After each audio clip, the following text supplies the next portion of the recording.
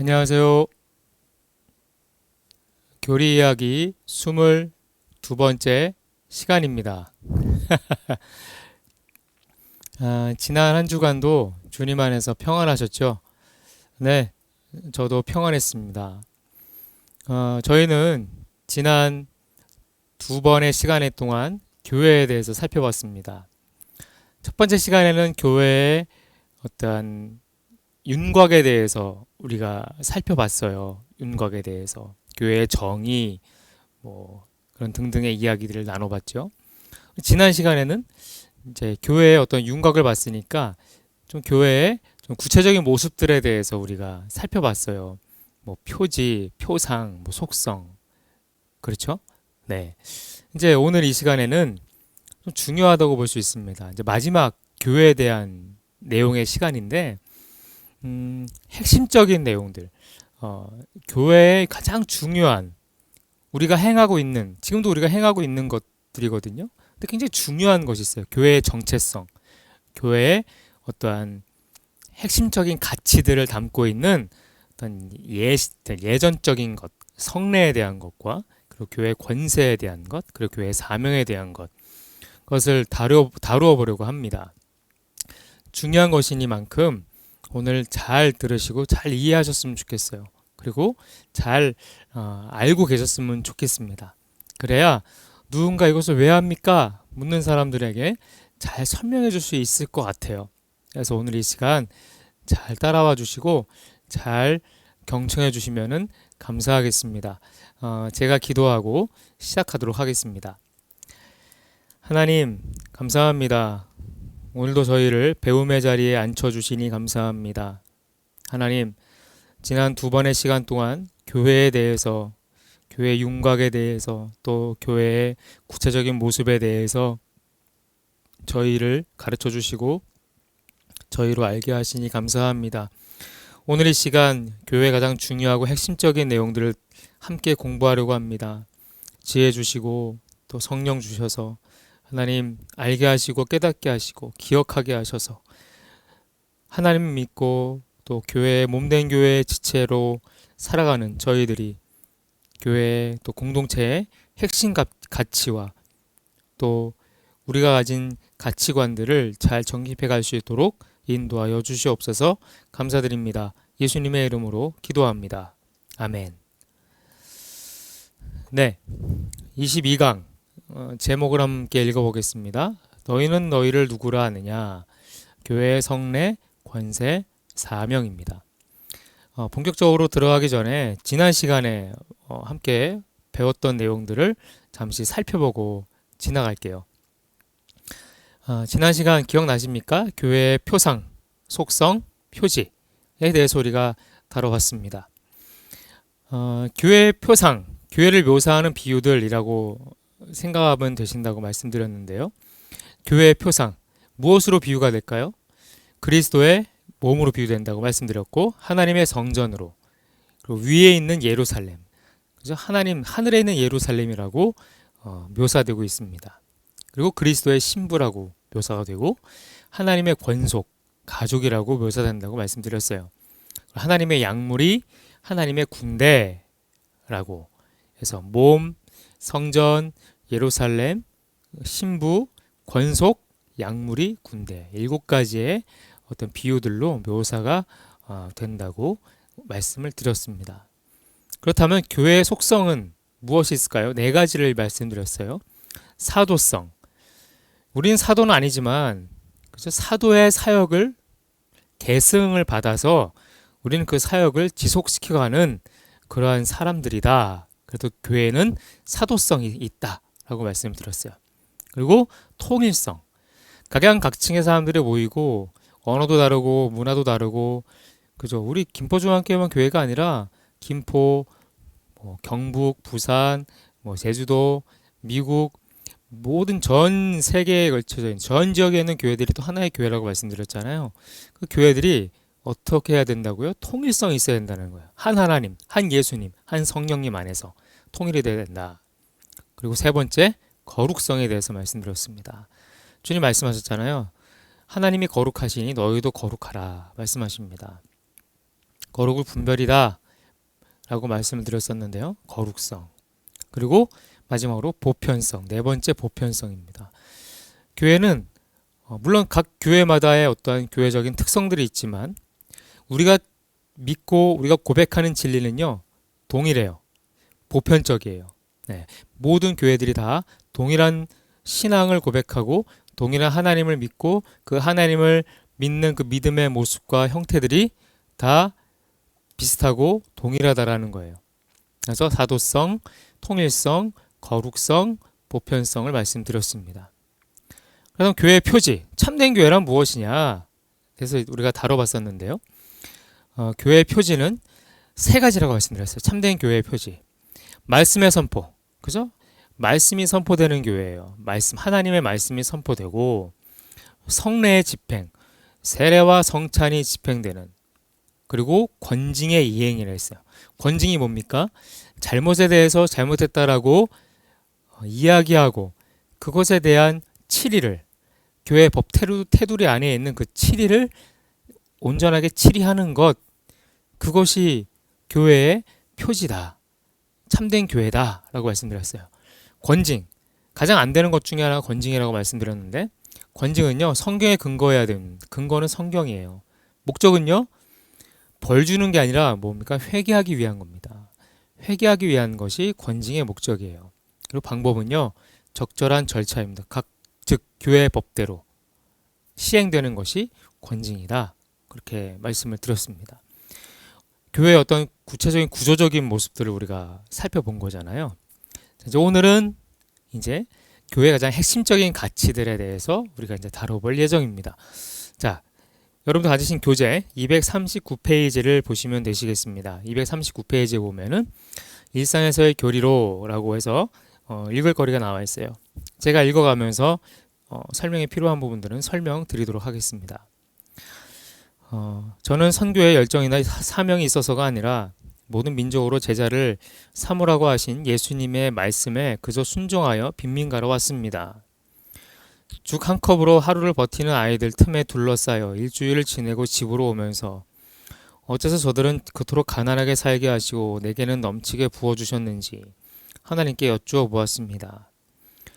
너에게 복을 준 것은 내 영광을 위해서다. 안락하게 살고 휴가를 보내고 아이들을 가르치고 옷을 사입는데 돈을 쓰라는 것이 아니다. 그것이 나쁜 것이 아니라 다만 내게 축복을 베풀어 세상이 내 영광을 보고 알게 하는 것이 내 뜻이다. 저는 그 음성을 듣고 비로소 하나님의 복과 그분의 목적을 연결시킬 수 있었습니다. 어느 단기 선교사의 고백적인 글이에요. 즉, 왜 내게는 넘치게 주시고 왜 어느 아이들에게는, 사람들에게는 그토록 가난을 주셨는가? 그 이유는 내게 주신 것을 그들에게 흘려보내서 무슨 목적으로요? 하나님의 영광을 나타나게 하기 위해서 내게 복을 주신 거예요. 너 잘 먹고 잘 살라고 주신 게 아니라, 물론 나를 위해서 사용해야 되고 필요한 것들을 내가 써야 되는 거지만, 하지만 잉여적인 부분들이 분명히 있습니다. 우리에게는. 우리 그것을 재산 증식하는 데 우리가 사용하잖아요. 근데 하나님은요 거기서 일부를 흘려보내라는 거예요. 예. 가난한 이들에게로, 필요한 사람들에게로 흘려보내라. 왜요? 내가 부자 된 걸로 하나님 영광 받으시는 것이 아니라 무엇으로요? 내가 흘려보내서 생명이 살아나고 또 그 기회 비용으로 내가 그저 일회적으로 쓰고 버릴, 낭비할 재화가 어떤 이들에게는 꿈과 비전과 그들이 살아갈 생명이 될 수 있다라는 놀라우신 일들이 사람들이 본다라는 거예요. 그 일들을 본다라는 거예요. 그게 하나님의 영광이라는 겁니다. 예. 그래서 단기 선교사님이 그걸 깨달았다라는 거예요. 예. 하나님의 복과 그분의 목적. 예. 복과 목적은 분명히 일치합니다. 하나님의 복과 목적은요. 예. 이해가 되시죠? 계속 읽어가겠습니다. 교회는 무엇인가를 배울 수 있는 이 자리가 얼마나 복된가. 그쵸? 네. 교회를 배우는 사람은 교회를 향한 하나님의 사랑과 아직도 믿지 않는 영혼을 향한 아버지의 안타까운 마음을 동시에 가져야 한다. 주님이 복음 전파가 긴급하고 절실한 일임을 알려주시는 주님의 말씀에 우리는 우리의 마음을 열어야 한다. 오늘날 전 세계에서 무려 10억 명이 넘는 사람들이 극심한 빈곤 상태에서 죽어간다. 그들은 1달러 남짓한 돈으로 하루 생계를 해결한다. 2달러 미만으로 하루를 버티는 사람까지 합하면 이런 생활을 이어가는 사람은 약 20억 명에 육박한다. 오늘 하루도 2만 6천 명의 아이들이 굶주림과 예방 가능한 질병으로 숨을 거두고 있다. 전쟁 지역에서는 매설되는 지뢰의 수는 1년에 200만 개이고 그 지뢰가 숨어 있는 곳에 곰 인형이나 책을 두어 어린 아이들을 노리는 지역도 있다. 참 나쁜 놈들이 많죠. 네. 나쁜 놈들이에요. 아프가니스탄에 매설된 지뢰는 1,000만 개이다. 아프리카와 아시아의 창궐하는 에이즈 문제도 그 못지않은 심각함을 가지고 있다. 모자 감염을 통해 에이즈에 걸린 사람은 1년에 50만 명이다.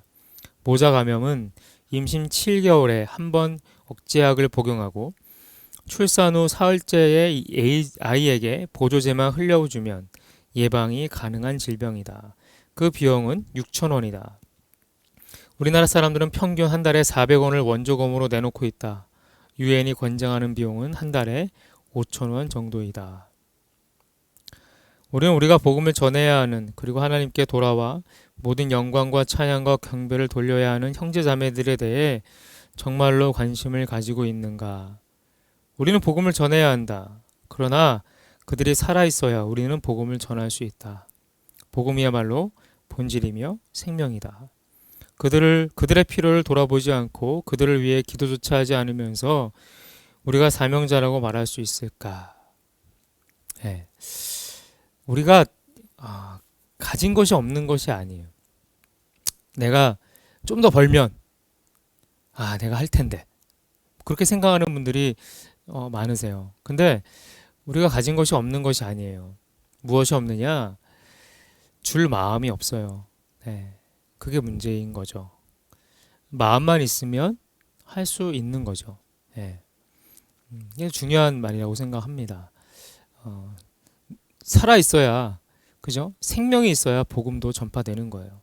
우리가 살아 있어서 복음이 전파되듯 누군가의 생명이 있어야 그 복음이 흘러 들어가게 되는 것이에요. 그리고 그 안에서 생명을 꽃피게 되는 거죠. 계속 읽겠습니다. 하나님은 그들의 눈물과 아픔과 고통의 자리에서 우리의 동참을 기다리신다. 모든 열방이 모여 하나님을 예배하며 성찬을 나누고 세례를 받으며 섬기고 사랑하는 비전을 품고 그것을 실천하고자 다짐하는 우리가 되기를 기도한다.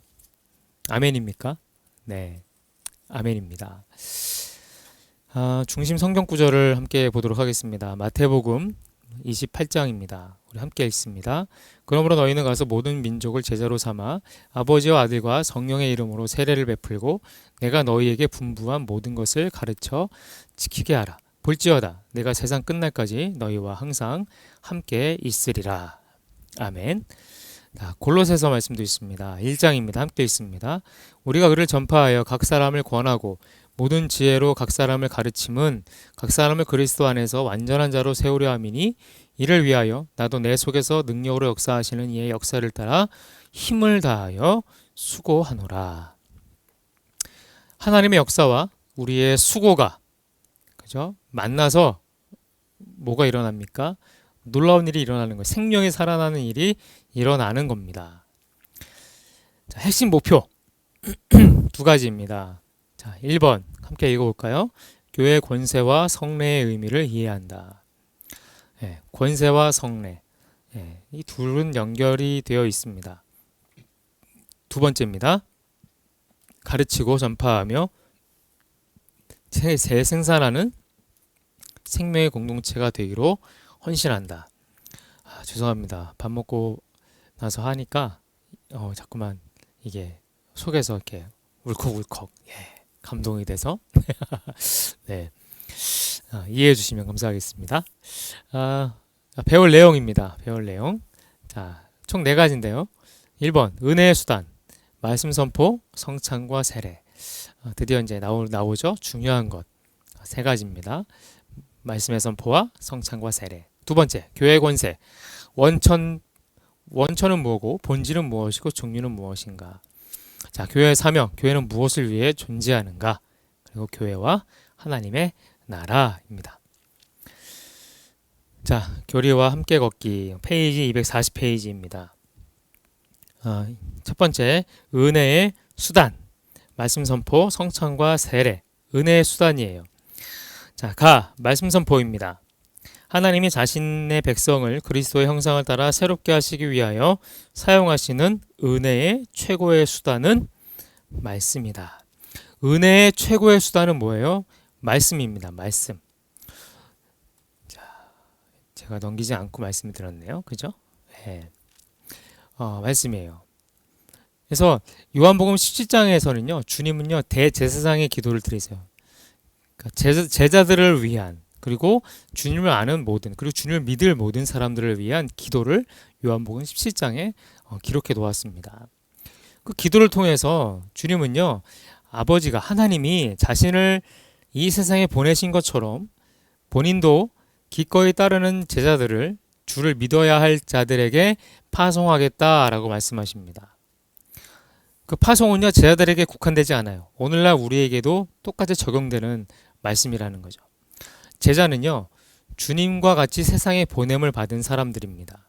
그렇기에 주님의 제자는 주님이 가지고 오신 큰 나라에 대한 메시지와 동일한 메시지를 가지고 가야 된다는 거예요. 즉, 주님이 우리에게 전해주셨던 그 하나님 나라의 메시지와 똑같은 메시지를 가지고 믿지 않는 이들에게 어떻게 다가가야 된다는 거예요. 가야 된다는 겁니다. 말씀이 성도를 성장하게 하는 이유는요, 복음을 전하기 위해서인 거죠. 복음을 전하기 위해서. 주님은 제자들을 사도로 파송하시죠. 세상에 파송하십니다. 하실 때에 그들은 주님과 함께 동고동락하면서 어떻게 성장해 가는 겁니다. 성장해 가는 거죠. 그래서 하나님께서 말씀을 선포하게 하시는 두 가지 목적이 있어요. 첫 번째는 성장이에요. 성도들을 세우고 성장시키기 위해서. 두 번째는요, 믿지 않는 사람들을 전도하기 위해서라는 겁니다. 아까도 말씀드렸듯이 성장케 하시는 이유는 복음을 전하기 위해서예요. 주님은요, 파송하시면서 성령으로 함께 하십니다. 그러면서 동고동락하죠. 제자들이 동고동락해요. 함께 고통받고 함께 즐거워합니다. 그러면서 그 안에서 무엇이 일어납니까? 성장이 일어납니다. 성장. 그리고 주님은요, 보혜사를 주심으로써 복음을 전하는 사도로 서게 하십니다. 성령이 계속 역사하시는 거예요. 복음을 전하는 사도들을 이끌어 하시고 또 뒤따르시면서 때로는 함께 하시면서 복음을 전하도록 하시는 겁니다. 자, 은혜의 수단 첫 번째 말씀 선포에 대해서 나눴고요. 자, 두 번째 성례입니다. 성례, 세례와 성찬입니다. 세례와 성찬. 자, 241쪽 설명을 좀 읽겠습니다. 성례는 친히 주님께서 행하라고 명하셨고 하나님의 말씀이 없이는 집행할 수 없기 때문에 결코 말씀과 분리되는 법이 없다. 성례란 내적이고 영적인 은혜를 외부적이고 가시적으로 나타내는 표시이다. 이거 중요합니다. 줄을 쫙 그어주세요. 성례란 뭐예요? 내적이고 영적인 은혜를 외부적으로 가시적 보이도록 나타내주는 표시예요. 그게 성례입니다. 성례. 이해가 되시죠? 자, 웨스트민스터 신조어를 보면 이렇게 나와 있습니다. 성례전은 그리스도께서 그의 교회에 보이시고 은혜 언약 안에 있는 자들에게 그의 중보의 은혜를 인치시고 즉 은혜가 있음을 드러내시고 그들의 믿음과 각종 은혜들을 증가시키며 즉 믿음과 받은 은혜를 풍성하게 하시는 거예요. 그리고 그들로 하여금 복종하게 하고 그들의 사랑과 서로의 교제를 소중히 여기고 증거하며 자, 그들로 하여금 하나님께 순종하게 하고 교제하게 한다는 거예요. 하나님과 교제하고 성도 간에 교제하는 거죠. 그리고 나서 그리스도 밖에 있는 자들로부터 그들을 구별하기 위해 친히 제정하신 거룩한 규례. 즉 밖에 있는 이들에게 전하기 위해서 그리고 밖에 있는 자들을 친히 부르셨음을 나타내시기 위한 어떤 표시로서 사용하신 것이 세례와 성찬이라는 겁니다. 네. 자, 성례의 정의, 내적이고 영적인 은혜의 외부적이고 가시적인 표시 아까 말씀드렸죠. 네, 다 읽어본 겁니다. 자, 성례의 목적이 있어요. 성례의 목적. PPT 보세요. 자, 1번 은혜의 계약, 언약 안에 있는 사람들에게 그리스도의 구속의 유익을 전하고 인치고 나타내는 것. 성례전은 하나님이신 예수께서 친히 의도하신 규례예요. 그냥 어쩌다가 우연히 생겨난 게 아니라 하나님께서 다분히 목적을 두시고 제정하신 것이 성례입니다. 성례. 두 번째, 우리가 교회의 지체의 힘을 보여주는 눈에 보이는 상징과 보증이 되는 것. 우리가 이것을 행함으로 교회의 지체가 되었음을 확인하는 거예요. 증언하는 거예요. 즉 세례와 성찬은 여기에 참여하는 사람이 교회의 지체라는 사실을 알려주는 일종의 상징이에요. 그리고 확인서나 마찬가지인 거예요. 아, 교회에 속한 지체구나. 하나님께 속한 사람이구나. 그것을 알려주는 어떤 표시입니다. 예수께서는요, 이 땅에 교회를 세우셨죠. 그리고 동시에 교회는 그러한 예수의 선포와 죽음을 신앙 고백을 통해서 확인을 했습니다. 예수님이 교회를 세우셨어요. 그리고 교회는요, 예수의 죽음과 부활을 통해서, 그리고 그것을 신앙으로 고백하는 그 신앙 고백을 통해서 확인을 한 겁니다. 예, 교회됨을. 그리고 신앙 고백의 표현으로 교회는 규칙적인 세례와 성찬 예식을 행하는 거예요. 신앙 고백의 표현이에요. 성찬과 세례는요, 세례와 성찬은 신앙 고백의 일종의 행위적인 표현이라는 거예요. 그렇기 때문에 세례와 성찬이 없는 교회는요, 예수의 교회가 아닙니다. 세례와 성찬이 반드시 있어야 됩니다. 그리고 비록 성례식이 행해지고 있더라도 참여자들이 중요한 거예요.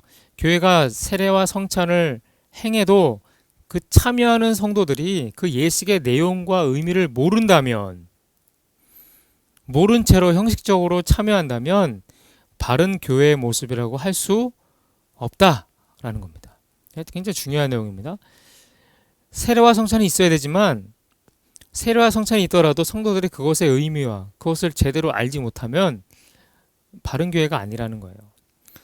성례식은요, 그 자체가 구원은 아니에요. 예.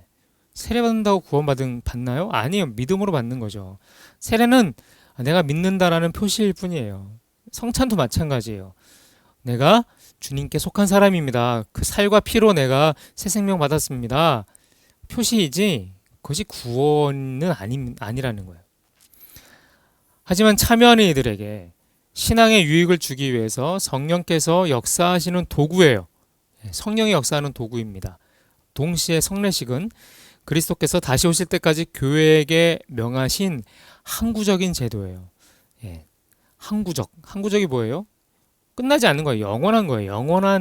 영원히 주님 오실 때까지 해야 되는 겁니다. 그래서 성도는요, 세례와 성찬을 행함으로써 그리스도와 친밀한 관계를 확인하고 그의 백성됨과 그들이 그리스도에게 속해 있음을 확인하게 되는 겁니다. 성례는 교회 공적인 모임에서 시행돼야 되는 거예요. 공적 자리에서 시행되는 겁니다. 그 의식을 통해서 우리는 모두 그리스도 예수 안에서 접속이 되는 거예요. 하나님께 닿게 되는 거죠. 접속되어 있는 존재임을 확인하게 되는 겁니다. 예, 성례의 목적 이해가 되시죠? 네. 그렇다면 그 효과는 무엇입니까? 라는 겁니다. 그 효과. 예, 효과는 책에는 안 나와 있어요. 여기 PPT에 나와 있는 겁니다. 한번 세 가지인데 읽어볼게요. 사실 아까 전에 얘기했던 거의 정리나 마찬가지예요. 그 효과나 마찬가지예요. 그리스도와의 친밀한 관계 확인, 그의 백성됨을 확인, 성도가 서로 결속된 존재임을 확인. 네, 딱 정리가 되시죠? 목적이자 효과예요. 네, 그렇게 이해하시면 되겠습니다. 자, 그 다음에 세례입니다. 세례. 자, 세례의 정의를 우리 PPT를 함께 보면서 읽어보겠습니다. 예수 그리스도를 믿음으로 말미암아 죄 씻음을 받고 죽음에서 생명에로 옮겨진 자들이 그리스도와 더불어 연합되어 하나됨을, 그리고 그리스도를 주로 믿는 자들이 머리 대신 한 분 그리스도 안에서 피차 하나의 몸이 됨을 물을 가지고 표현하고 인치는 의식이다 라는 겁니다. 자, 중요한 거는 그리스도와 더불어 하나됨, 연합된 거, 그리고 빨간 글씨 있죠? 머리 대신 한 분 그리스도 안에서 피차 하나의 몸이 됨을 뭐 하는 거예요? 물을 가지고 표시하는 거예요. 인치고 확인하는 의식이 세례입니다. 성경에 사용된 세례라는 말은요, 본래 어떤 의미냐면 물의 적심, 물의 담금, 찌금, 염색, 씻음, 목욕 그런 의미를 가지고 있습니다. 그 세례라는 말이. 바울은 세례가 갖는 의미를 여러 가지로 설명했습니다. 골로새서 2장 12절에서는요. 세례가 그리스도와 함께 옛사람이 죽고 새 사람으로 살아나는 새로운 삶을 의미하는 것이다 라고 말씀했고요. 디도서 3장 5절에서는요. 죄로 더러워진 마음과 생활을 깨끗하게 씻는 것을 의미한다 라고 말했어요. 그리고 갈라디아서 3장 27절에는요. 한 성령으로 그리스도와 연합하여 한 몸이 되는 것을 의미한다 라고도 말했습니다. 자, 세례가 뭔지 좀 잡히시죠? 세례가 뭡니까? 일단 예수 그리스도와 함께 죽고 그 장사돼서 다시 살아난 새 삶을 가리키는 거예요. 그다음 새 삶이라는 것은 무엇으로 이어지는 겁니까? 생활로 이어지는 거죠. 그죠? 생활, 더러워진 마음과 더러워진 생활을요, 어떻게 해요? 깨끗하게, 정결하게 정화시키는 거. 내가 갱신하는 거예요. 갱생하는 겁니다. 그것을 의미하는 거예요. 그렇게 됨으로써 내 내적인, 영적인 것과 내 육적인 생활 부분이 함께 새로워짐으로써 뭐 하게 되는 겁니까? 그리스도와 연합돼서 한 몸이 되는 겁니다. 성령으로 말미암아. 이게 바로 세례예요. 세례. 세례. 이해가 되시죠?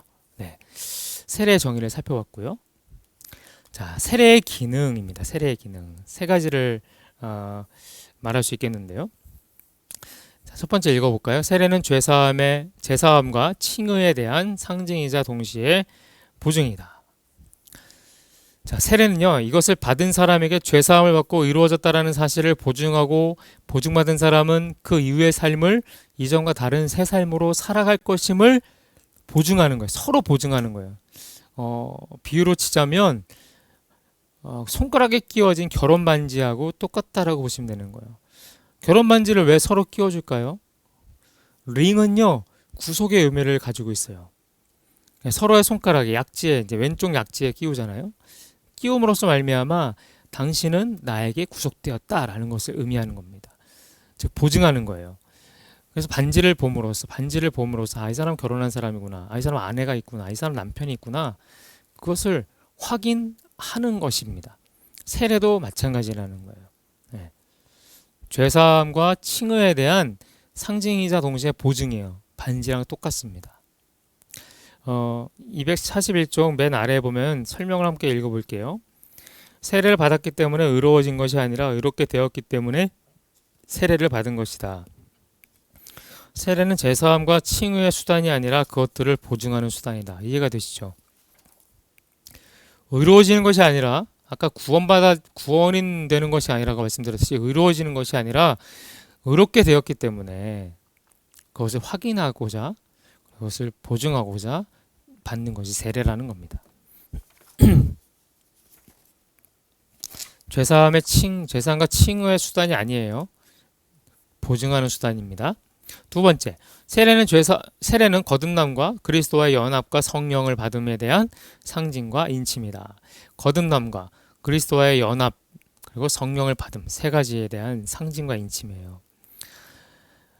세례는요, 거듭나 중생했음을 보증해 주는 거고 그리스도와 연합되었음을 상징해 주는 거고 그리고 성령을 받았음을 확인시켜 주는 거예요. 그게 세례예요. 세례 받으면 무엇을 함께 생각하는 겁니까? 저 사람 거듭난 사람이구나. 중생했구나. 저 사람은 그리스도와 연합된 사람이구나. 저 사람은 성령을 받은 사람이구나. 그거라는 거예요. 그럼 세례 받은 우리는 어떻게 해야 됩니까? 거듭나야 되죠. 새로워져야 되죠. 그리고 예수 그리스도와 연합되어야 되죠. 성령 받아야 되죠. 예. 여기서 부단하게 우리는 하나님과 관계 속에서 이것을 계속해서 목적을 가지고 방향을 잡고 가야 되는 겁니다. 지향이죠, 지향. 자, 3번입니다. 세례는 주님의 몸인 교회의 지체됨의 상징이다. 자, 242쪽에 설명을 함께 보겠습니다. 세례는 세상으로부터 분리되어 눈에 보이는 그리스도의 몸이 되는 공식적인 인물이며 외적인 양식이다. 우리는 보이지 않는 교회에 속해 있지만 보이는 교회도 속된다. 그러한 사실에 대한 상징과 보증이 세례이다. 그래서 어디 동호회에 들어가면요, 어디 뭐 태권도장이나 아이들이 이제 가면은 증서가 나와요. 그렇잖아요, 증서가 나옵니다. 사실 나 태권도 아닌다? 확인할 길이 없어요. 하지만 도복과 또 띠, 색깔별로 매는 띠가 있잖아요. 태권도 띠와 그리고 어떤 증서를 통해서 저 사람은 태권도를 배우는 사람이구나 알 수 있는 것처럼 세례를 받음으로써 교회의 지체가 되었음을 상징하는 거예요. 알 수 있게 되는 겁니다. 자, 세례 기능을 봤고요. 자, 세례 대상이 있습니다. 세례 대상. 자, 242페이지에 우리 설명을 좀 읽어보겠습니다.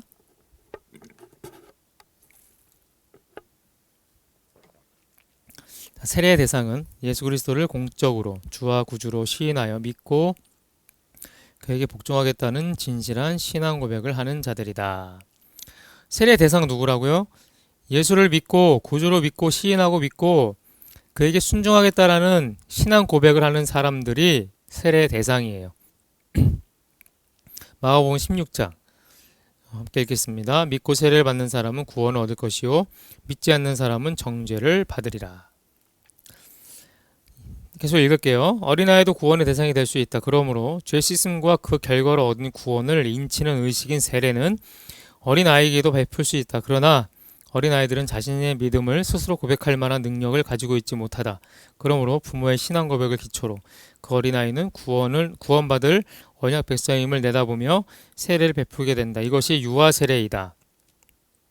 그래서 아이들은 인지할 수 없어. 자기가 신앙 고백을 할 수도 없고 믿음을 어떻게 표현할 수 있는 방법이 없어요. 그래서 유아 세례를 주죠. 유아 세례는 부모가 이 아이는 나중에 커서도 예수를 믿고 영접하고 구원받은 사람으로 살아갈 사람이다 라는 어떤 소망을 담아서 주는 것이 이제 유아 세례인데요. 사실 세례는 모든 대상들이 다 받을 수 있어요. 하지만 아무에게나 베푸는 것은 아니라는 거죠. 세례를 받는 사람에게는 반드시 무엇이 전제되어야 됩니까? 믿음이 전제돼요. 믿음이 있어야 됩니다. 믿음.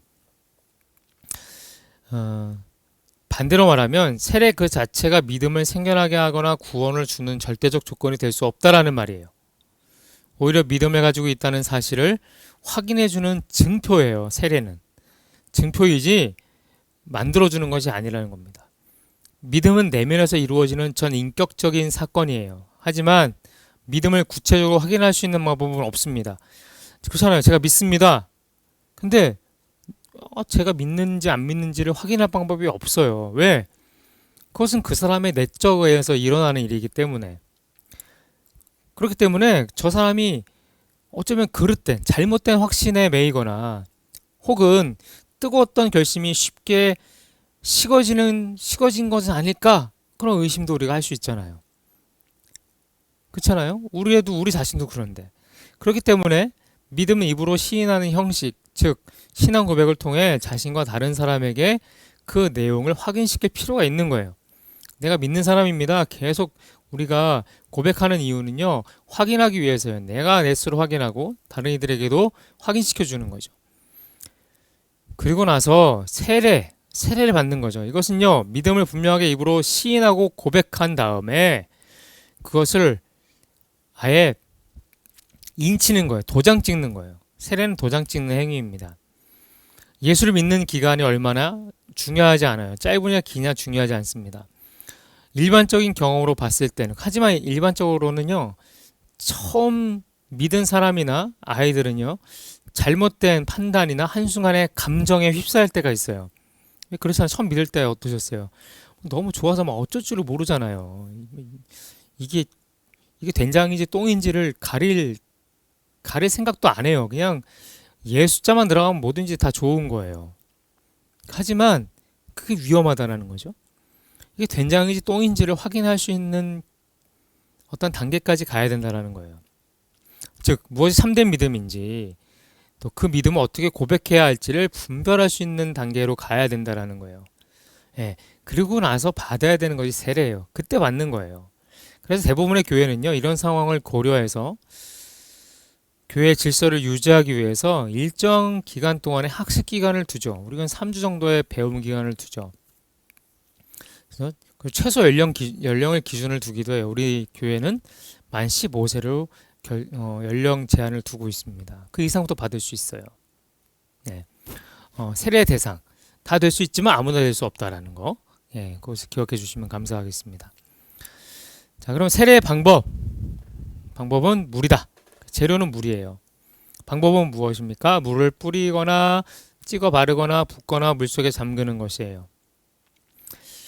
자, 우리 242페이지에 그 세례 방법 설명 있죠. 네, 방법에 대한 설명을 좀 읽어 드릴게요. 세례를 주는 방법은 물을 뿌리거나 찍어 바르거나 붓거나 물속에 잠기는 등 여러 가지가 있을 수 있다. 중요한 것은 방식이 아니라 참된 믿음과 신앙 고백이요. 이것을 가능케 하는 하나님의 은혜이다. 세례에 필요한 것은 물의 사용 방식이 아니라 물과 함께 계셔야 할 그리스도의 피로 말미암은 성령의 역사이다. 자, 세례는 물을 사용해서 죄 씻음을 표현합니다. 보통 씻는 건 뭘로 씻죠? 물로 씻잖아요. 물이 사용되는 거예요. 죄를 씻었다. 상징적으로 나타내는 거죠. 물은 지정된 재료예요. 하나님 예수께서 이미 지정하셨어요. 그렇기 때문에 다른 것으로 대체될 수 없어요. 예, 물로 하는 겁니다. 혹자는 세례는 반드시 침례가 뭡니까? 물속에 잠기는 거죠. 물속에 푹 이렇게 뒤로 해서 푹 들어갔다가 다시 나오는 그 침례여야만 효력이 있다라고 말하는 사람들도 있습니다. 그런데 우리가 알아야 하는 중요한 핵심은요, 우리를 깨끗하게 하는 것은요, 물이 아니에요. 물이 아니라 세례식에 사용되는 물과 함께 하시는 성령의 역사예요. 성령의 역사. 예수 그리스도의 보혈이죠. 거기에 역사하시는 그리스도의 보혈이 능력이라는 거예요. 물에 있는 것이 아니에요. 그렇기 때문에 방식은 어떤 방식이든 괜찮아요. 예. 이 세례는 아까도 앞서 말씀드렸지만 도장 찍는 거라 그랬잖아요. 그리고 그죠, 내가 믿음이 있다라는 걸 도장 찍는 거예요. 그러고 나서 뭐 하는 겁니까? 물로 세례를 주면서 성령님이 그리스도의 보혈로 깨끗하게 하시기를 바라면서 상징적으로 행하는 것이 세례라는 거죠. 물로 행하는 세례. 물론 성경에서 세례가 침례인 적이 많았어요. 하지만 반드시 침례였던 적은 없었어요. 성경도 강조하지 않습니다. 강요하지 않습니다. 그래서 베드로가 하루에 3,000명을 전도했어요. 그 3,000명이 다 세례를 받았다고 기록되어 있는데, 그러면 그 침례를 어떻게 행합니까? 일일이. 말이 안 되죠. 예. 뿌리거나 뭐 지금처럼 하거나 그렇게 했겠죠. 그리고 바울이 빌립보 감옥에서 찬양하고 기도할 때 옥문이 열리잖아요. 그때 간수 하나가 죽으려고 해요. 책임자가. 그날 밤에 당직 선 사람이. 왜요? 죄수들이 도망가면 자기는 어차피 죽을 목숨이니까. 근데 바울이 도망가지도 않고 그 자리에 있으면서 그를 구원하죠. 그래서 그가 자기 집으로 데려와서 씻기고 나서 그 온 가족이 바울 앞에 무릎 꿇고 뭘 받습니까? 세례를 받습니다. 그때 그 밤중에 긴박한 시간에 침례할 여유가 있었을까요? 없었겠죠. 분명히 다른 방식으로 세례를 줬을 거예요. 예. 꼭 침례를 우리가 굳이 이렇게 목숨을 걸 필요는 없다. 그 말씀을 드리고 싶은 거예요. 세례에서 가장 중요한 것은요, 믿음과 신앙의 고백이에요. 그게 가장 중요해요. 그리고 이를 가능케 하는 하나님의 은혜. 이 세 가지. 자, 믿음과 신앙 고백과 하나님의 은혜가 필요한 거예요. 몸이라는 재료와 방식에 집중하기보다는, 그렇잖아요. 몸이라는 재료와 물이라는 재료에 어떤 집중하기보다는 그리스도 예수께서 친히 제정하셔서 지키라고 명령하신 거룩한 의식을 행함으로써 진정한 믿음의 고백, 구원을 확정하는 표로 받는 것이 중요하다라는 거예요. 도장을 찍는 것이 더 중요하게 관심을 기울여야 한다라는 겁니다. 이해가 되시죠? 세례는 바로 그러한 의미를 가지고 있습니다. 자, 성찬입니다. 성찬. 자, 성찬의 정의를 함께 읽어보겠습니다. 그리스도께서 정하신 대로 그의 죽으심을 상징하는 떡과 포도주를 그가 다시 도우실 때까지 나누는 언약의 식사를 말합니다. 성찬. 예수께서 자신의 죽음의 의미를 가장 명확하게 설명하신 것은 언제냐면요. 마지막 만찬 때 하셨어요. 받아 먹으라. 너를 위해서 주는 내 몸이다. 받아 마시라. 너를 위해 설리는 내 피다. 예수 그리스도의 죽음의 의미를 가장 정확하게 설명하신 부분이에요. 주님은요, 자신의 죽음을 새 언약을 세우는 제사로 보셨습니다. 그래서 자신의 대속의 죽음으로 말미암아 하나님의 의로운 백성이 창조된다라고 말씀하시는 거죠. 이를 신앙으로 받아들이고 고백하는 것이 성찬의 참되고 바른 의미입니다. 새 언약을 세운 그 살과 피 참여하면서 하나님의 의로운 백성으로 다시 한번 창조되는 것, 그것을 마시고 우리가 떼서 먹을 때마다 우리가 잊지 말아야 되는 것입니다. 성찬은 단순히 과거의 사건을 추억하는 기념행사가 아니에요. 이 예식이 거행되는 곳에서는 성령이 그리스도의 죽으심의 공적인 효력이 실제로 성도들에게 적용되도록 역사하고 계시기 때문에 그렇다는 거예요. 받아 먹을 때 성령이 역사하세요. 믿음으로 받아서 우리의 신앙 고백으로 받아 먹을 때 성령께서 역사하십니다. 그렇기에 성찬에 참여하는 이들은요, 성령의 역사를 기대하지 않고 아무렇게나 참여하는 오류를 범해서는 절대로 안 돼요. 성찬에 참여하면서 간절히 기도해야 돼요. 어떤 기도요? 성령의 역사를 기도해야 됩니다. 새로워지기를 원합니다. 그리스도의 살, 그리스도의 피로 새로워지기를 원합니다. 기도해야 된다는 겁니다. 자, 일단 성찬의 의미 함께 읽어보겠습니다. 1번, 성찬은 예수 그리스도의 죽으심에 참여함을 확증한다. 고린도전서 함께 읽습니다. 너희가 이 떡을 먹으며 이 잔을 마실 때마다 주의 죽으심을 그가 오실 때까지 전하는 것이니라. 아멘. 죽으심에 참여하는 겁니다. 성찬은요, 주님의 죽으심에 대한 상징적인 표현이에요.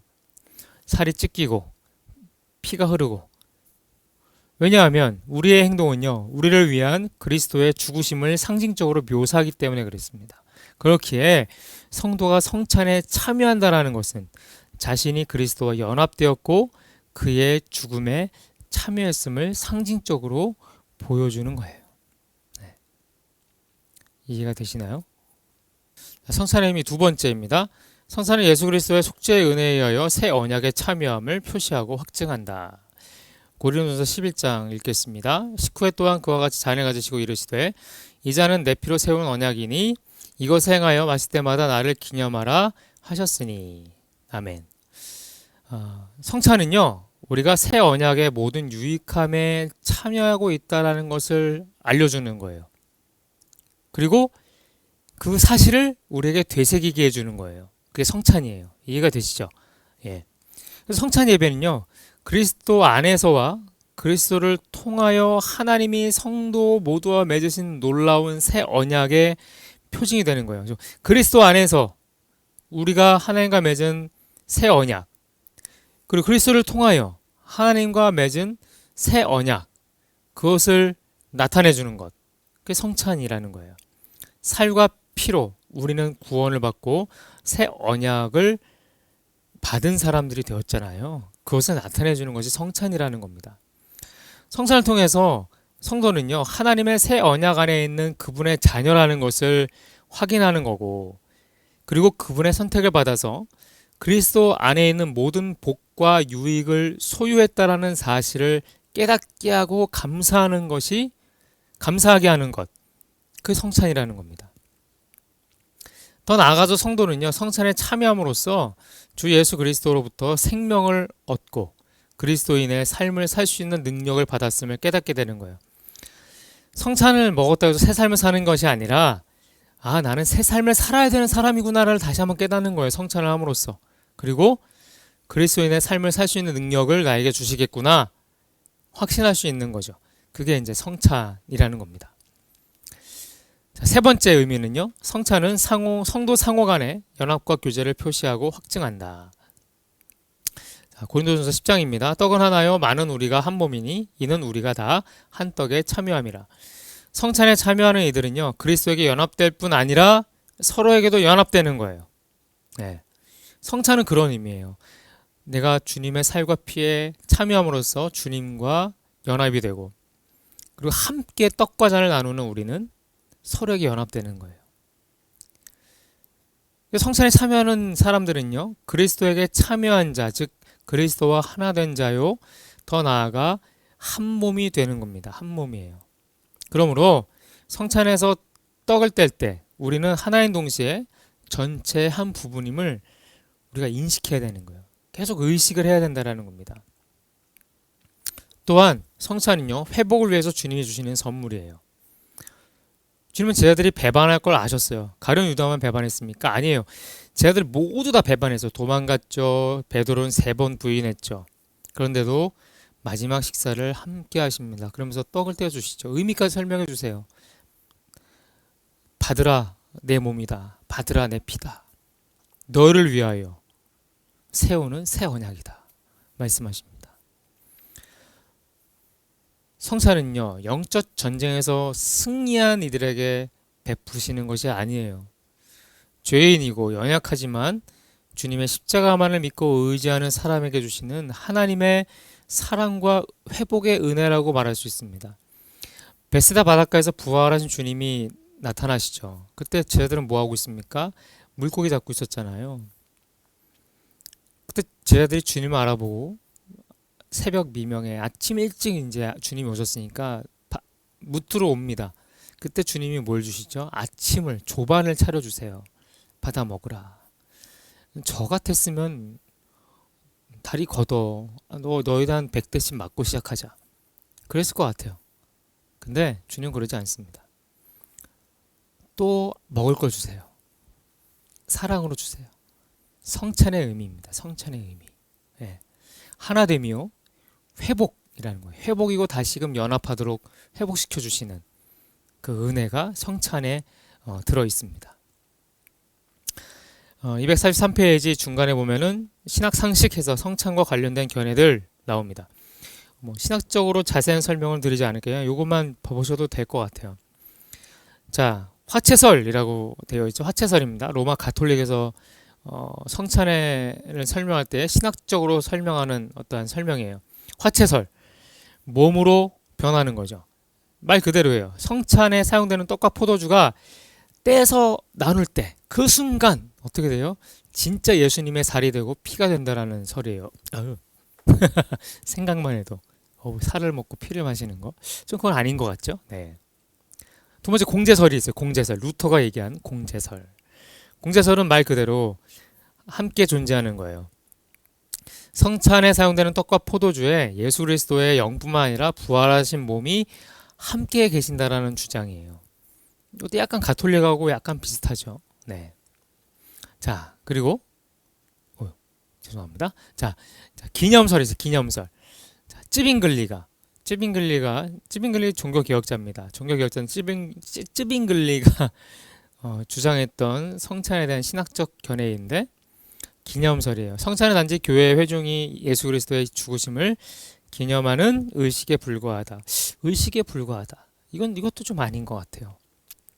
자, 네 번째, 칼빈 개혁주의가 주장하는 영적 임재설입니다. 영적 임재설. 성찬 중에 예수 그리스도의 몸은 하나님의 우편에 계시지만 성령을 통하여 영적으로 임재하신다라는 주장. 이것을 우리가 따르는 거예요. 영적으로 우리와 함께 하시는 거예요. 영적으로 떡에 나누는 잔에 함께 하신다라는 주장. 신학적 설명이 영적 임재설입니다. 이해가 되시죠? 네. 성찬의 대상은 누구입니까? 성찬의 대상. 우리 243페이지 맨 아래 부분 같이 읽겠습니다. 성찬은 모든 사람을 위해 제정된 것이 아니라 예수 그리스도를 믿는 성도들을 위한 것이다. 아직 분별할 수 있는 연령에 이르지 못하는 아이들은 성찬에 참여하는 것이 합당하지 못하며 진실한 성도일지라도 자신이 성찬에 참여할 자격이 있는 영적 상태인지 주의 깊게 살펴보아야 한다.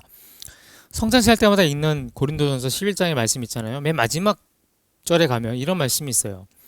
사람이 자기를 살피고 그 후에야 떡을 먹고 이 잔을 마실지니 주의 몸을 분별하지 못하고 먹고 마시는 자는 자기의 죄를 먹고 마시는 것이니라. 얼마나 섬뜩합니까? 자신의 죄를 먹고 마시는 거예요. 분별하지 못하면. 네. 우리는 성찬이 있다. 이 광고가 나오잖아요. 한 주 전에. 그럼 한 주간 동안 준비해야 돼요. 우리의 몸과 마음과 영혼을 준비해야 돼요. 왜요? 내 죄를 먹고 마시는 게 얼마나 끔찍한 일이에요. 얼마나 아무런 노력 소용이 없는 일이에요. 성찬이 3일별 소용이 없는 거잖아요. 성찬, 삶을 새롭게 하고 새롭게 되는 새 언약에 들어가는 것인데 우리의 삶을 당연히 살펴야 되고 정결하게 하고 깨끗하게 하고 가야 되지 않겠습니까? 예. 성찬 받을 때 그 대상인 우리는 그렇게 해야 된다라는 거예요. 바른 자세라는 거죠. 자, 이제 한 페이지 넘겨서 자, 교회의 권세에 대해서 살펴보도록 하겠습니다. 자, 교회 권세, 원천과 본질과 종류입니다. 우리 244페이지를 설명 읽겠습니다. 교회에는 권세가 있는가? 성경은 교회가 그리스도의 몸이기 때문에 머리 대신 그리스도가 가진 권세를 교회도 가지고 있다고 말하고 있다. 교회의 권세를 다른 말로 바꾸면 교회가 하는 일, 즉 교회의 사역이라고 말할 수 있고 또 교회의 목적이라고 말할 수도 있다. 자, 교회의 사역이에요. 교회의 권세는요, 교회의 사역 속에 있는 거예요. 교회가 하는 일에 있는 겁니다. 그게 교회의 권세입니다. 자, 교회의 권세의 원천 누구입니까? 답은 써 있죠. 설명을 좀 읽겠습니다. 예수 그리스도는 교회를 세우셨을 뿐만 아니라 교회에 필요한 권세와 권위를 주셨다. 그리스도는 영적 나라인 교회의 왕으로서 특권을 행사하신다. 그렇기 때문에 교회의 권세의 원천은 누구이다? 예수 그리스도이다. 이해가 되시죠? 네. 교회의 권세의 본질입니다. 자, 1번 교회의 권세는 뭐다? 영적이다. 교회 권세는 영적이에요. 설명 읽겠습니다. 교회 권세는 강제적 성격을 띤 세상의 정부와는 근본부터 다르다. 오히려 교회 권세는 도덕적이며 영적인 성격을 가진다. 왜냐하면 교회 권세는 성령으로부터 부여받으며 성령의 권세의 표명인 동시에 오직 성도들에게만 관계되며 영적 방법으로 집행되기 때문이다. 따라서 교회의 권세는 영적이기 때문에 강제가 아닌 설복과 사랑을 통해 역사해야 하며 선한 질서를 유지하기 위해 무력을 사용하지 않는다. 교회는 봉사죠. 모든 게 다 봉사로 되어 있어요. 왜냐? 영적이기 때문에 그래요. 물리적인 힘을 사용하는 것이 아니에요. 재화를 사용해서 해달라고 꼬시는 게 아니에요. 보상을 바라지 않습니다. 왜? 영적이니까. 이미 영적으로 하나님 우리에게 모든 걸 다 주셨으니까 우리는 그것에 감사해서 하나님께 드리는 거예요. 그게 봉사의 개념이에요. 봉사의 어떤 정의예요. 네. 그렇기 때문에 사랑, 설복에 대해서 설복으로 우리가 하는 거예요. 그래서 우리가 설득하잖아요. 우리가 이거 해야 됩니다. 함께 합시다. 사랑으로 합시다. 이야기하는 것이 다 그렇다라는 거죠. 교회의 권세는요, 영적이에요. 영적. 자, 두 번째. 자, 우리 말씀을 하나 읽을게요. 두 번째 말씀 읽을게요. 고린도 후서 말씀. 자, 우리의 싸우는 무기는 육신에 속한 것이 아니요 오직 어떠한 견고한 진도 무너뜨리는 하나님의 능력이다. 육신에 속한 걸로 우리가 교회 일 하는 게 아닙니다. 무엇을 하는 겁니까? 하나님의 능력으로 하는 겁니다. 하나님의 능력 우리가 돈 주고 살 수 있는 게 아니에요. 하나님이 그냥 주시는 거죠. 그런데 우리는 그거 하나님 그냥 주시는 거저 주시는 선물로 일하면서 우리 맨날 대가를 바래요. 네. 그게 맞을까요? 네. 한 번쯤은 고민해봐야 되는 문제입니다. 네. 네. 자, 교회의 권세는 두 번째 봉사적 권세이다. 봉사적 권세. 설명 읽겠습니다. 교회의 권세는 그리스도의 말씀과 성령을 통하여 섬기는 사역적 권세이다. 성경에 의하면 교회의 권세는 독립적이며 군주적 권세가 아니라 그리스도에게서 나온 것이다. 교회의 권세는 그리스도의 주권에 종속된 봉사적 권세이다. 따라서 그리스도와 말씀과 성령에 부합되게 시행되어야 한다. 주님 말씀하시잖아요. 인자가 온 것은 섬김을 받으려 함이 아니라 섬기려 하고 자기 목숨을 많은 사람들의 대속물로 주려고 온 것이다 말씀하세요. 이미 주님이 오신 그 목적 자체가 섬기려고 오신 거예요. 봉사. 주님의 권세는요, 봉사적 권세예요. 섬김의 권세입니다. 우리 베드로전서 4장입니다. PPT에 있어요. 만일 누가 말하려면 하나님의 말씀을 하는 것 같이 하고, 누가 봉사하려면 하나님이 공급하시는 힘으로 하는 것 같이 하라. 예. 말하려면 누가 말하게 하는 것처럼요, 하나님이 말씀하시는 것처럼 말하라는 거예요. 섬김을 핵심으로 두고 말하라는 겁니다. 봉사하려면 어떻게 해요? 하나님이 공급하시는 힘으로, 하나님이 주시는 힘으로 섬기셨듯이 우리도 그렇게 해야 된다는 거예요. 봉사적 권세예요. 우리에게는 봉사적 권세가 필요합니다. 굴림의 권세가 아니라 봉사적 권세가 필요합니다. 자, 그럼 교회 권세의 종류는 무엇이 있느냐? 자, 우리 244페이지 거기 밑에 설명 읽을게요. 예수 그리스도는 하나님의 나라의 왕으로서 교훈권, 사제권, 치유권을 가지셨으며, 이게 이제 세 가지 권세예요. 주님의 몸인 교회 또한 이 땅 가운데서 천사에 속한 권세를 가지고 있다. 최종적으로 교회의 삼중 권세는 그리스도의 삼중직에 유리한다. 자, 그리스도의 삼중직, 몇 주 전에 시간에 배웠던 거 기억나시나요? 선지자적, 그리스도적, 제사장적, 왕적, 그렇게 우리가 다뤘었는데 기억나시나 모르겠습니다. 아무튼 그리스도의 삼중직과 동일하다라는 거예요. 그럼 이제 한번 살펴보도록 하겠습니다. 첫 번째 권세 무엇입니까? 교훈권입니다. 교훈권, 교리권, 가르치는 권세인데요. 우리 245페이지 설명을 좀 읽을게요. 교훈권이라는 것은 교회가 주님의 입을 대신하여 진리를 수호하고 세상을 향하여 진리를 선포하며 성도들에게 진리를 가르치는 권세이다. PPT 보시니까 그리스도의 선지자적 사역의 반영이에요. 그리스도의 삼중직 중에 하나죠. 선지자적인 것. 교회가 주님의 입을 대신해서 진리를 선포하고 수호하고 가르치는 그 권세를 말하는 거예요. 교훈권. 교회 밖에 있는 이들에게는 진리의 증인이 되고, 교회 안에 있는 이들에게는 진리를 가르치는 그것이 교회에 주어진 권세예요. 예. 선포하고 가르치는 것, 권세입니다. 교회는 하나님의 말씀을 보존함으로써 이 권세를 행사해야 된다는 거예요. 하나님의 말씀을 수호해야 돼요. 수호하는 거예요. 말씀을 선포하고 성례를 집행함으로써 이 권세를 행사해야 합니다. 더 나아가 신조와 신앙구역을 세우는 거예요. 신앙 연구를 또 하는 거죠. 그래서 이 권세를 행사하기도 해요. 예, 우리는 말씀을 연구해야 돼요. 말씀을 계속해서 그 뜻을 우리가 알고자 애써야 되는 겁니다. 예, 교훈권이에요.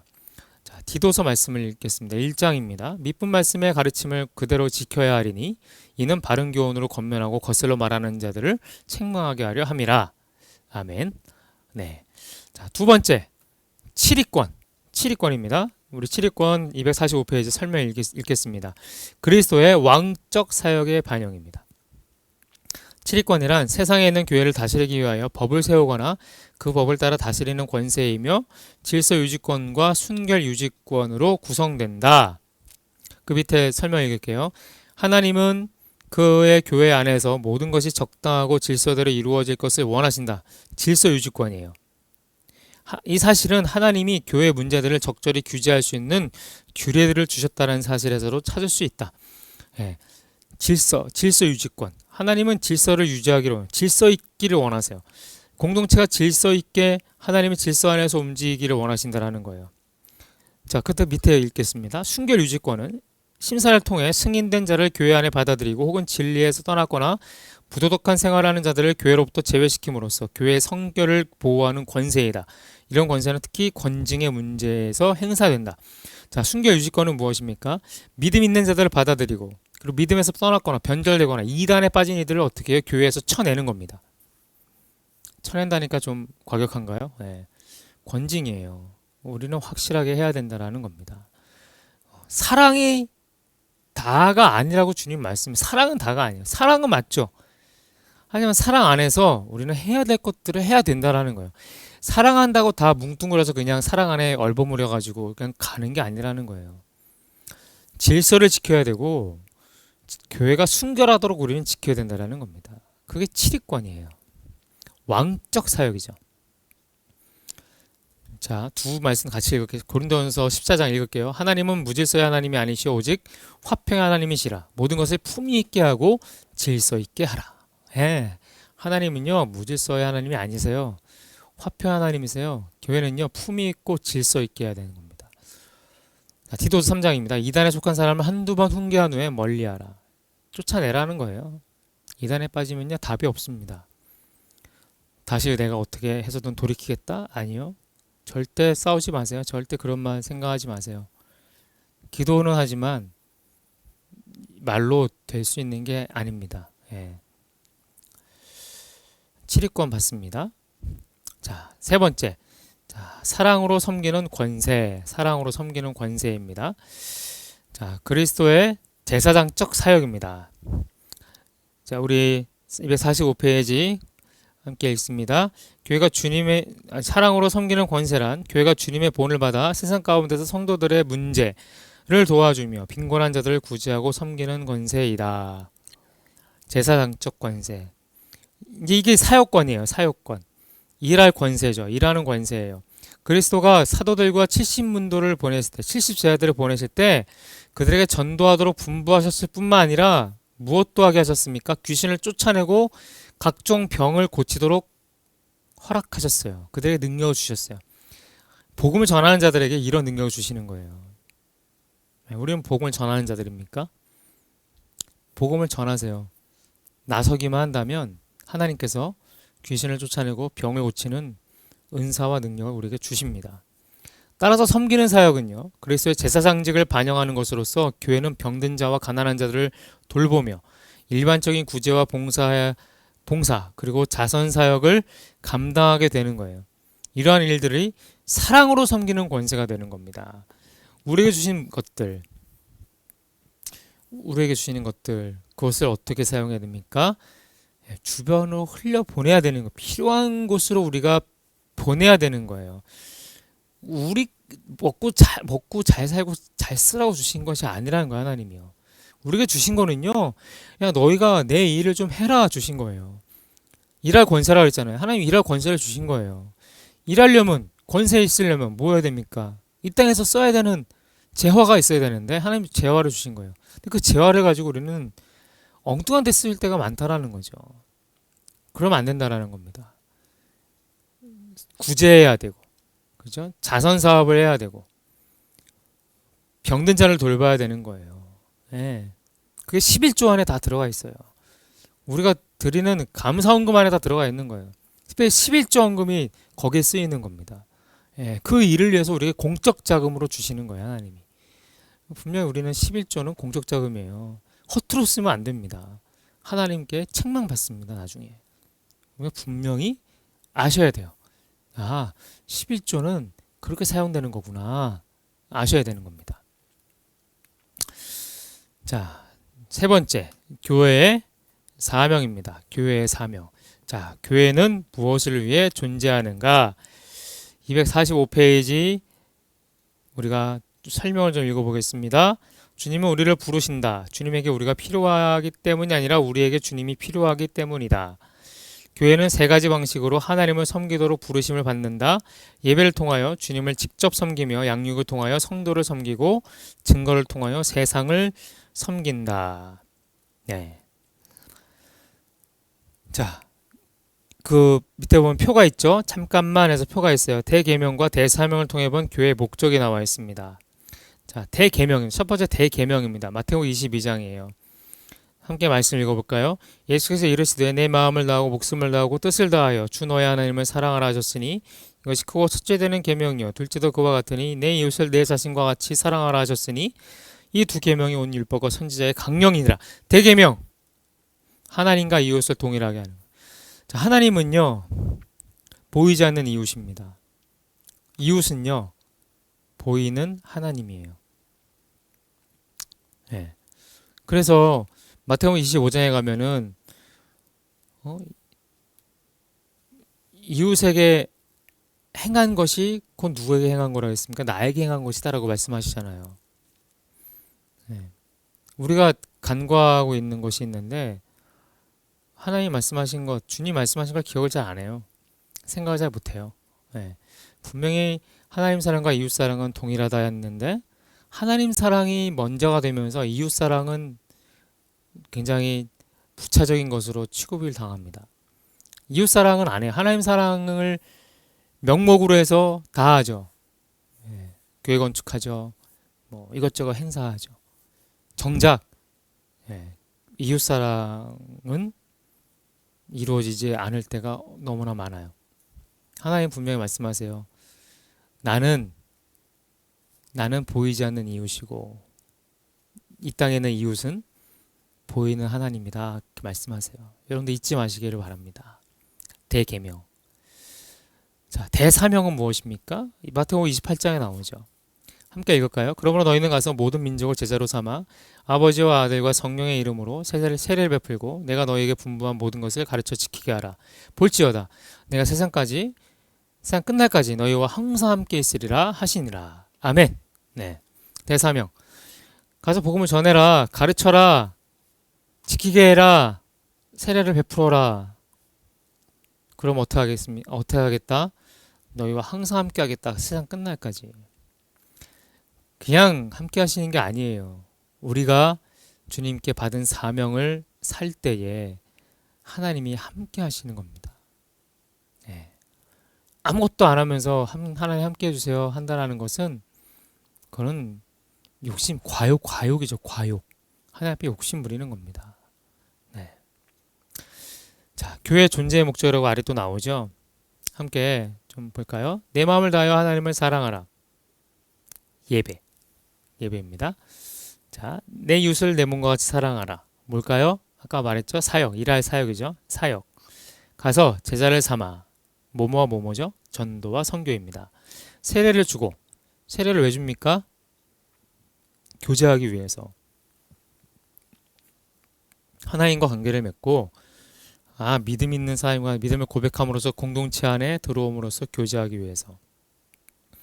가르쳐 지키게 하라. 뭡니까? 양육과 훈련입니다. 네. 이게 교회 존재의 목적이에요. 예배하기 위해서. 일할 사역. 돌보고 고치고 가르치기 위해서. 주님이 하신 사역과 똑같아요. 돌보시고 고치시고 가르치시고. 가서 제자를 삼아 전도와 선교. 세례를 주고 교제, 양육과 훈련. 예. 이 5가지가 교회 존재의 목적입니다. 자, 그렇다면 구체적으로 하나님을 향한 사명, 예배는 무엇이냐? 246쪽에 나와 있습니다. 교회의 사명에 이제 구체적으로 들어가면 하나님을 향한 사역이 있어요. 예배라는 건데 하나님은 그분의 이름이 거룩히 여김을 받으시는 것에 열심을 가지시기 때문에 하나님의 영광은 우리를 예배로 이끌고 우리를 더욱 변화시키신다라는 거예요. 하나님과의 관계에 있어서 교회의 목적은요. 주된 목적, 하나님을 예배하는 것이 교회의 주된 목적입니다. 예배소서는 그의 영광에 찬송이 되도록 우리를 예정하시고 부르셨다라고 이야기해요. 우리에게 말씀하고 있어요. 그래서 교회가 된다는 말은요. 함께 뭐 하는 겁니까? 하나님을 경배한다라는 말이에요. 교회가 하나님을 찬양하고 높이고 경배하는 일, 하나님이 우리를 만져주시고 위로하시고 힘주시는 일, 바로 무엇을 통해서요? 예배를 통해서 이루어지는 겁니다. 2가지 일 모두가 다 하나님을 높이는 것, 찬양하는 것 다 예배를 통해서, 하나님 우리를 만져주시고 위로해 주시고 힘주시는 것 무엇을 통해서? 예배를 통해서. 교회는 다른 여러 가지 사역들을 감당하지만 사역의 본질적인 것은요, 참된 예배. 그 예배를 통한 감격과 기쁨이 없다면 다른 사역들은요, 감당할 수가 없어요. 예배를 통해 우리가 기쁘고 감사하고 하나님께 즐거움이 넘쳐야 하나님을 향해 기꺼이 내 몸과 시간을 드릴 마음이 생기죠. 예. 그래서 예배는 모든 것의 근간입니다. 그것을 우리가 잊지 말아야 된다는 거예요. 자, PPT 보실까요? 우리의 삶 전체가 예배이며 예배란 우리의 존재 전체로 하나님을 섬기는 것이다. 에베소서입니다. 이는 우리가 그리스도 안에서 전부터 바라던 그의 영광에 찬송이 되게 하려 하심이라. 네, 아멘. 아멘이죠. 네. 자, 짚고 넘어갑시다. 246페이지 보면 참된 예배란 라고 나오죠. 답이 중요하니까. 자, 성경적 예배는 무엇입니까? 계시에 반응하는 예배. 네, 계시에 반응하는 예배. 하나님께서 말씀하신 말씀이 기록으로 게시된 성경이잖아요, 성경. 예, 그 성경을 가지고 성경에 반응하는 거예요. 그게 성경적 예배예요. 두 번째, 회중 예배. 함께 드리는 예배입니다. 함께 드리는 예배. 하나님이 기쁘시게 하는 예배는요, 그분의 백성이 함께 모여서 드리는 예배예요. 함께 드리는 예배. 자, 3번, 영적 예배는 무엇입니까? 하나님의 임재를 경험하는 예배. 하나님의 임재를, 영적인 예배. 성서는 진정한 예배의 본질을 어떻게 형식과 예전, 의식의 문제가 아니라고 강조하죠. 주님도 말씀하시잖아요. 사마리아 여자와 대화하면서 여기서 하는 게 맞는 거냐, 저기서 드린 예배가 맞는 거냐, 형식과 예전과 의식을 물어봅니다. 그때 주님 뭐라고 말씀하시죠? 영과 진리로 드려라. 그게 맞는 거다 말씀하셔요. 참 예배란 전능하신 하나님의 위대하심을 찬양하고 그분께 영광을 드리는 것이에요. 즉 예배 속에서 진정한 초월을 경험하고 살아계신 하나님과 친밀한 만남을 가질 때 우리는 진정한 예배를 드리게 되는 거예요. 영과 진리로 드리는 예배입니다. 자, 네 번째, 도덕적 예배입니다. 도덕적 예배. 자, 삶으로 드리는 성결의 예배, 삶으로 드리는. 참 예배는요, 우리의 마음뿐만 아니라 올바른 삶을 수반해야 되는 거예요. 삶이 예배가 되는 거예요. 예, 예배 형식을 갖춰서 예배가 아니라 살아가는 것도 예배가 돼요. 영적인 예배는 로마서 12장에 언급하고 있듯이 교회에서뿐만 아니라 가정과 일터에서도 모든 마음과 지성과 몸으로 드리는 삶의 예배라는 것을 잊어서는 안 됩니다. 절대 잊어서는 안 됩니다. 삶이 예배예요. 참된 예배. 자, 성경적 예배가 참된 예배입니다. 회중 예배입니다. 함께 하는 예배입니다. 영적 예배입니다. 하나님의 임재를 경험하는 예배입니다. 도덕적 예배입니다. 삶으로 드리는 성결한 예배입니다.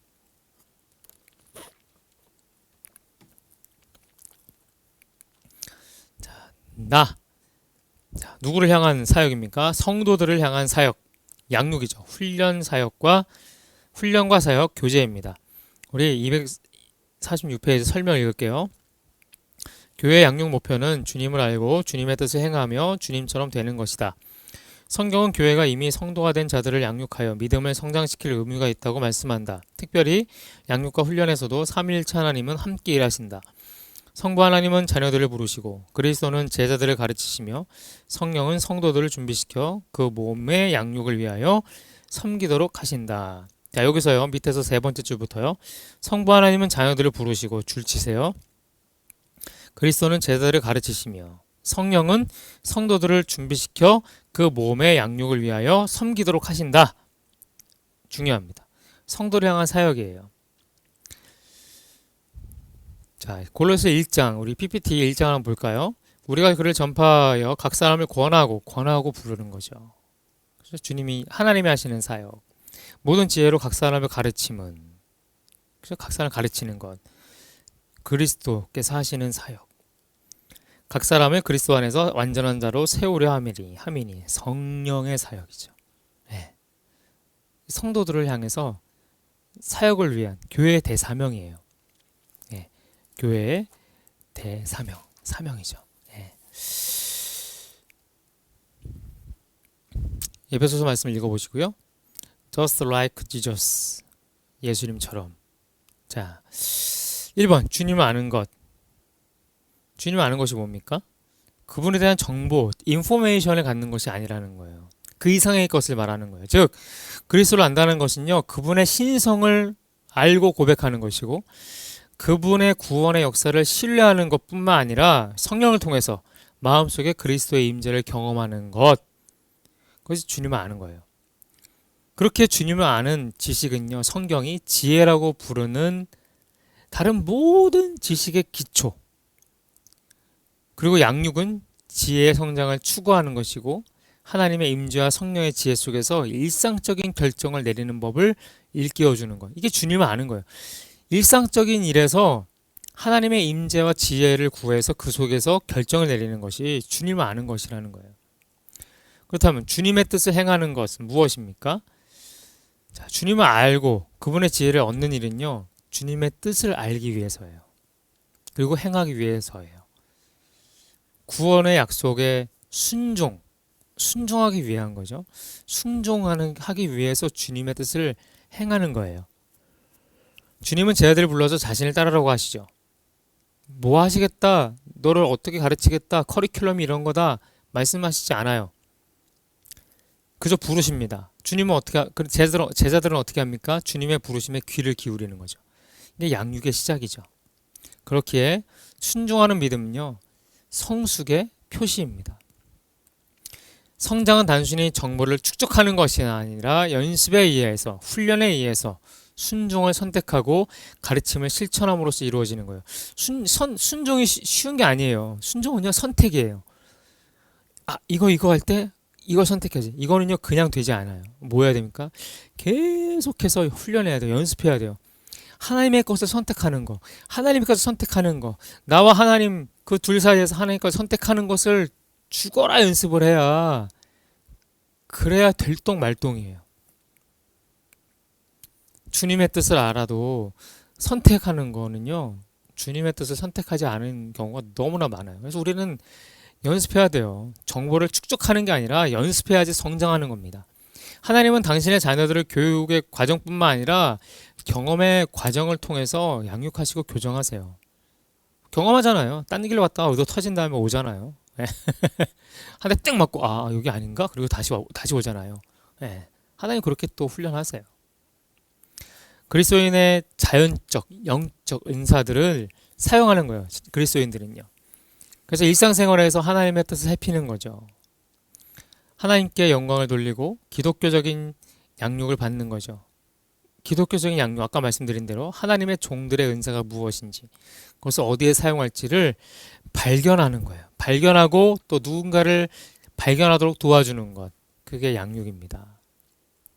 3번, 주님처럼 되는 것. 주님을 닮아가는 거죠. 하나님을 아는 것, 하나님의 뜻을 행하는 것, 그것만 한다고 되는 게 아니에요. 어떻게 해요? 예수님처럼 되기 위해서는 주님처럼 되는 거, 닮아가야 됩니다.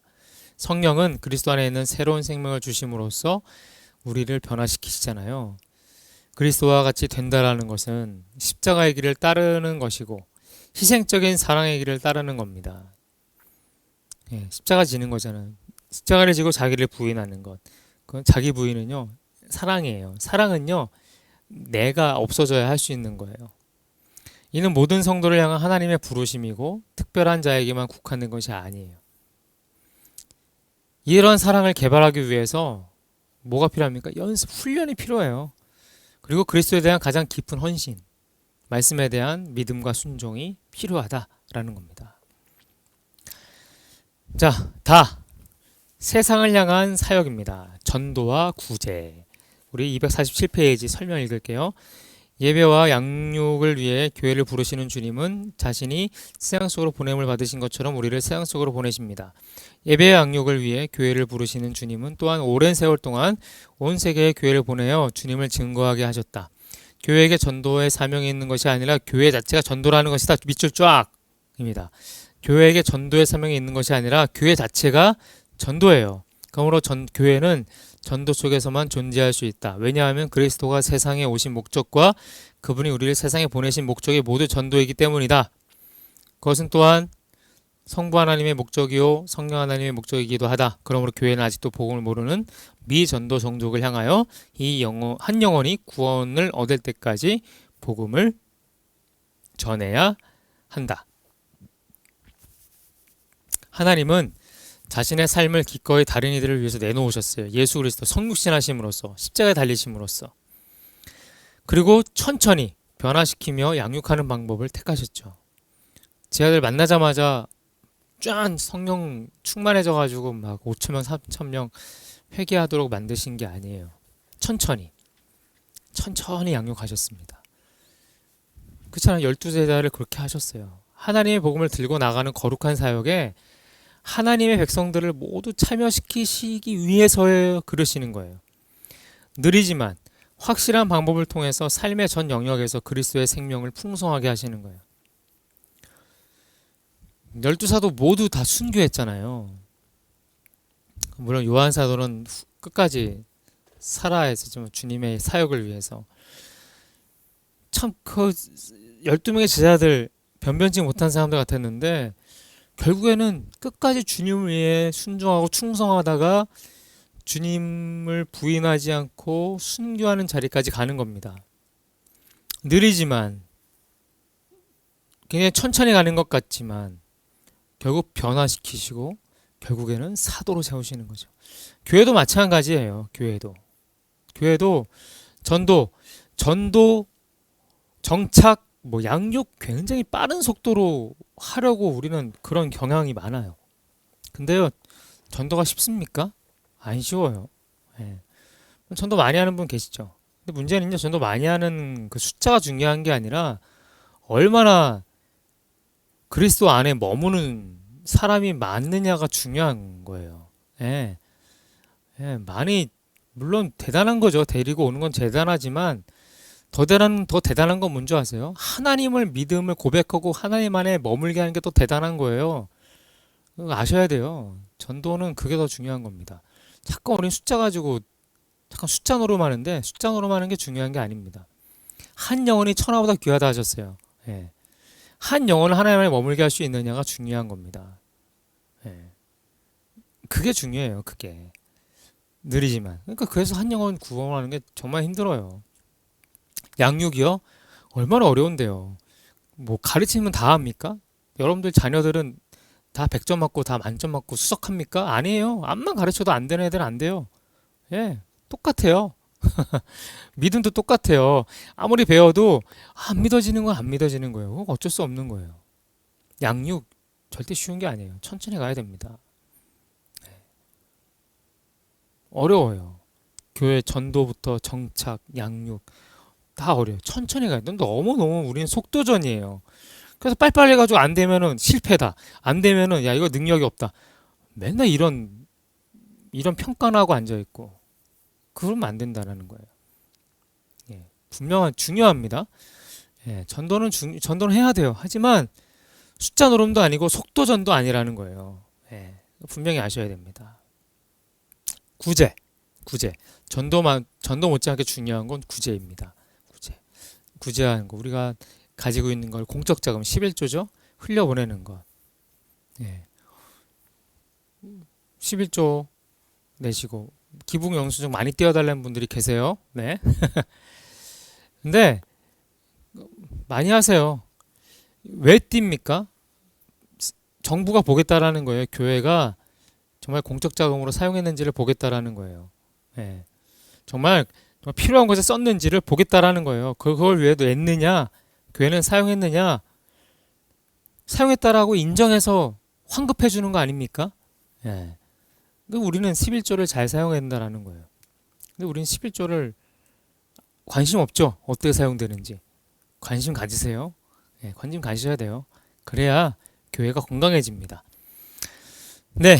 자, 마지막 네 번째. 교회와 하나님의 나라입니다. 자, 하나님의 나라 247페이지 설명 읽을게요. 하나님의 나라란 우선적으로 하나님의 주권적이고 역동적인 다스림을 의미하며 다스림입니다. 답은 다스림. 그와 같은 통치가 실현된 장소를 가리킨다. 성경적인 표현으로 그 나라는 그 나라에 속한 백성들과 동일시되지 않는다. 그들은 천국에 들어가 그 아래 살면서 하나님의 다스림을 심을 받는 백성들이다. 교회는 그 나라의 공동체이지 결코 그 나라 자체일 수는 없다. 교회가 천국이다? 아니에요. 천국 아니에요. 교회는 지옥일 수도 있어요. 예. 천국하고 동일시하면 안 됩니다. 하나님의 통치를 받을 때 그때가 하나님의 나라예요. 하나님의 통치를 받지 않으면요. 교회도 지옥이 될 수 있어요. 명심하십시오. 네. 계속 읽습니다. 그 나라가 제자들에게 속한 것처럼 예수님의 제자들도 그 나라에 속한다. 그러나 그들은 그 나라가 아니다. 그 나라는 하나님의 다스림이고 교회는 사람들의 사회이다. 자, 하나님의 나라란 이게 이제 이 글이 조지 레드라는 사람이 쓴 건데요. 한번 요약을 해볼게요. PPT 보세요. 하나님의 왕적 역동적 다스림이 있는. 두 번째, 하나님의 통치가 실현되는 장소. 3번, 교회는 하나님 나라의 공동체. 하나님 나라가 아니라 하나님 나라 안에는 공동체라는 거예요. 이게 하나님의 나라입니다. 자, 밑에 이제 가부터 다 마까지 있는데, 자, 교회는 하나님의 나라가 아니다. 예수님과 초대교회 그리스도인들은 하나님 나라가 가까웠다고 설교했지. 교회가 가까웠다고 설교하지 않았으며 천국 복음을 전했지 교회 복음을 전하지 않았다. 중요해요. 교회는 하나님의 나라가 아니에요. 네. 교재 보시면서 하세요. 하나님의 나라가 교회를 창조하고 형성한다. 하나님의 나라가 교회를 창조하고 형성하는 거예요. 교회가 하나님의 나라를 창조하는 것도 아니고 형성하는 거 아닙니다. 사람들은 하나님 나라에 들어가면서 교회 인간적인 교제에 속하게 되기 때문이다. 교회는 하나님의 나라를 증거하며 나타낸다. 교회는 하나님의 나라를 증거하기 위한 도구예요. 교회는 하나님 나라의 수단이다. 즉 하나님 나라가 교회를 창조한다. 교회는 수단입니다. 수단. 하나님의 나라를 가시적으로 보여주는, 비가시적인 하나님의 통치를 보여주는 수단이에요. 교회는 하나님 나라의 관리자이다. 왜냐하면 천국의 열쇠가 교회에게 주어졌기 때문이다. 베드로에게 천국의 열쇠를 주시잖아요. 그리고 베드로 반석 위에 교회를 세우십니다. 우리는 하나님 나라의 관리자예요. 그래서 성경에 나와요. 바리새인들을 저주하시면서 너희가 천국 문을 닫아버리고 들어가려는 사람도 못 들어가게 하고 너희도 못 들어가면서 들어가려는 사람도 못 들어가게 한다. 책망하시면서 저주하시죠. 우리도 저주받을 수도 있습니다. 천국 문 닫아버리고 우리도 못 들어가면서 다른 사람도 못 들어가게 할 수도 있어요. 우리는 관리를 잘해야 됩니다. 주신 열쇠를 잘 사용해서 들어가야 될 사람들을 들여보내고 우리도 들어가야 되지 않겠습니까? 필요한 거예요. 자, 결론을 읽겠습니다. 결론입니다. 교회란 예수 그리스도께서 이 세상에 세우신 하나님의 나라를 이 땅 가운데서 드러내는 종말론적인 공동체이다. 종말론적인 공동체예요. 그러므로 교회는 하나님 나라를 잘 드러낼 때야 비로소 교회의 역할을 제대로 감당하는 것이다. 네, 감당하는 것이다. 하나님 나라를 잘 드러낼 때 역할을 제대로 감당하는 거예요. 오카노 목사님이 이런 얘기를 했습니다. 제가 읽어드릴게요. 교회는 예수님이 오셔서 실현하신 하나님의 통치의 유기적, 제도적, 세상적인 표현이라고 할 수 있다.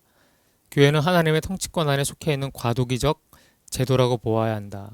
종말을 알리는 사인이며 앞으로 무엇이 도래할 것인가를 알리는 게시판과 같다.